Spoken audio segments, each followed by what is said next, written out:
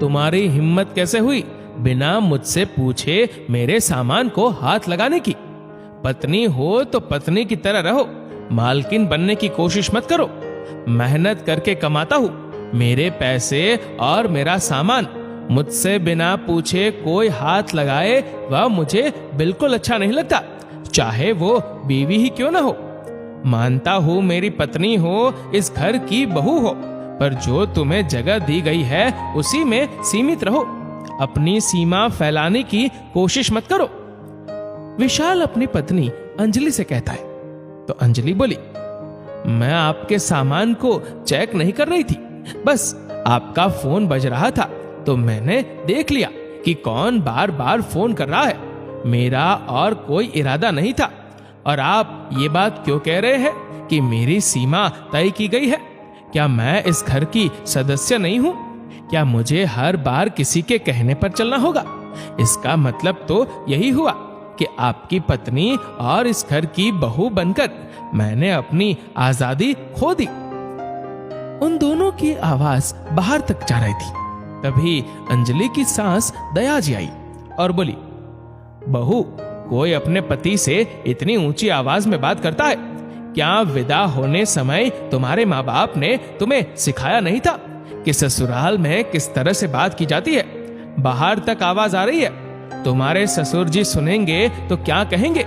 और किस बात पर तुम दोनों इतना बहस कर रहे हो?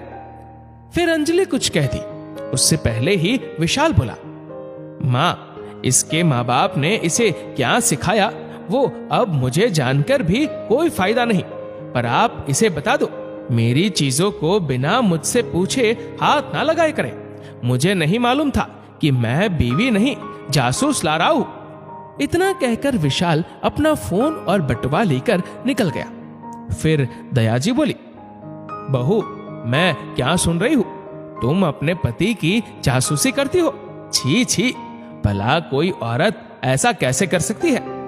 तो अंजलि आंखों में आंसू लिए बोली, मम्मी जी, आप भी तो एक औरत है, फिर आप मेरे बारे में ऐसा कैसे बोल सकती है? मैं उनकी कोई जासूसी नहीं कर रही थी, और अगर कुछ छुपाने लायक है ही नहीं तो फिर क्यों आपका बेटा अपना फोन और बटुआ छुपा कर रखता है? क्या उनकी चीजों पर मेरा कोई अधिकार नहीं? और क्या इस घर में मेरी सीमा तय की गई है? अंजलि की शादी को 2 साल हो गए थे। विशाल अभी परिवार बढ़ाना नहीं चाहता था, जिसके लिए भी हर बार अंजलि को जिम्मेदार ठहराया जाता था। कुछ समय से विशाल अपनी चीजों पर अंजलि को हाथ लगाने नहीं देता था। शादी के बाद तो सब ठीक रहा, पर कुछ समय से विशाल अंजलि से खींचा खींचा रहता था। वो पूछती कि अगर आपको मुझसे लगाव नहीं तो आपने मेरे साथ विवाह क्यों किया? तो विशाल कहता, मुझे नहीं मालूम, पर अब किसी चीज में दिलचस्पी नहीं रही।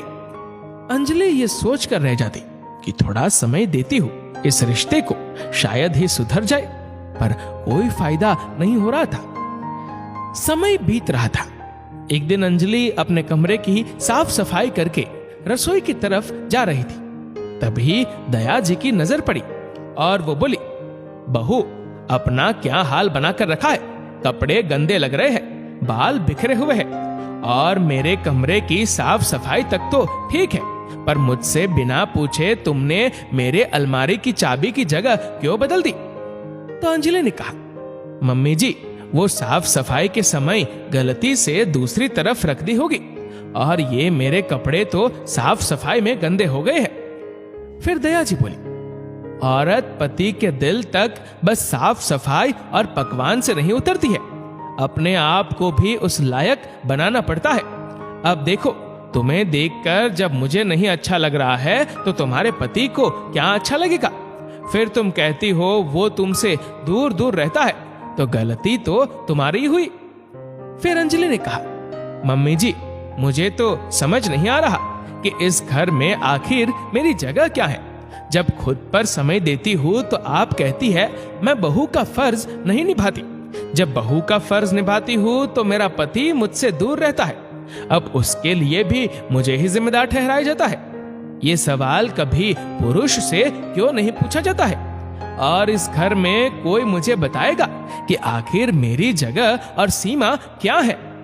इतना कहकर अंजलि रोते हुए अपने कमरे में चली गई। तभी अंजलि के ससुर जी आनंद बाबू आए और बोले, दया, जब घर की बहू के आंखों में आंसू हो तो समझ लो कि घर में लक्ष्मी का वास नहीं होगा। जब हम बहू को ही खुश नहीं रख पा रहे हैं तो क्या फायदा इस धन संपत्ति का।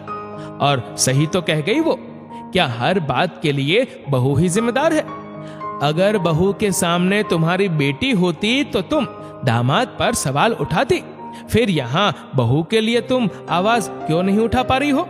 क्यों नहीं पूछती अपने बेटे से कि आखिर शादी के शुरुआती दिनों में वो बहुत खुश था, अब आखिर 6 महीने में ऐसा क्या हो गया कि वो पत्नी से दूर दूर रहता है।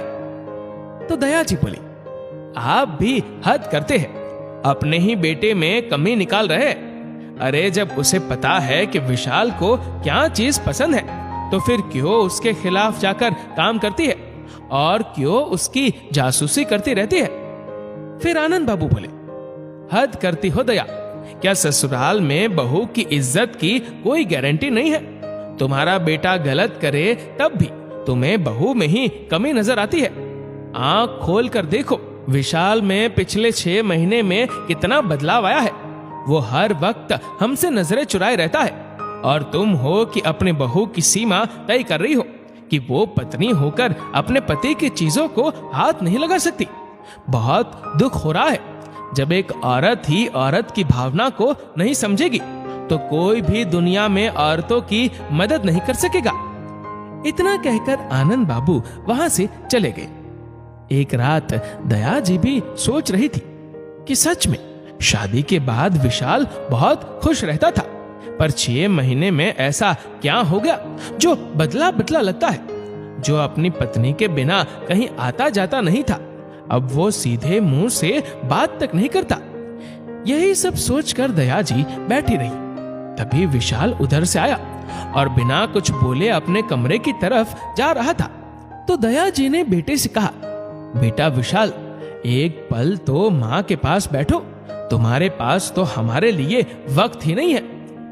विशाल बार बार अपने मुंह को ढक रहा था और वहां ना बैठने के बहाने बना रहा था। फिर दया जी उठकर उसके पास गई और वो चौंक कर बोली, विशाल, तुम्हारी आंखें क्यों लाल है और ये तुम्हारे कपड़े और मुंह से ऐसी बदबू क्यों आ रही है? हे ईश्वर, तुम क्या नशा करते हो?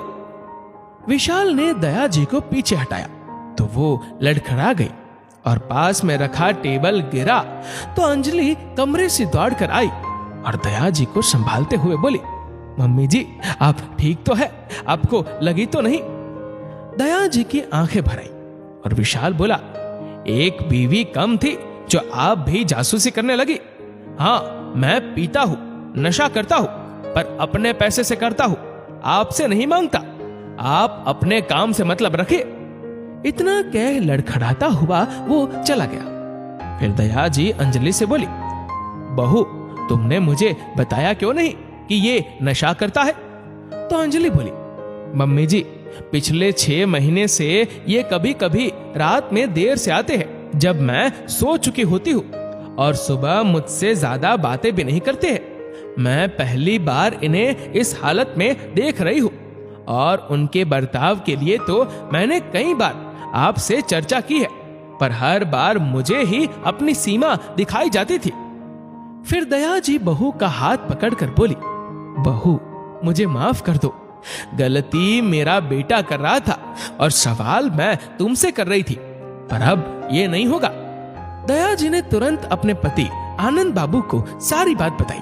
तो आनंद बाबू बोले, अभी इस हालत में उससे बात करने से कोई फायदा नहीं है, कल सुबह उससे बात करेंगे।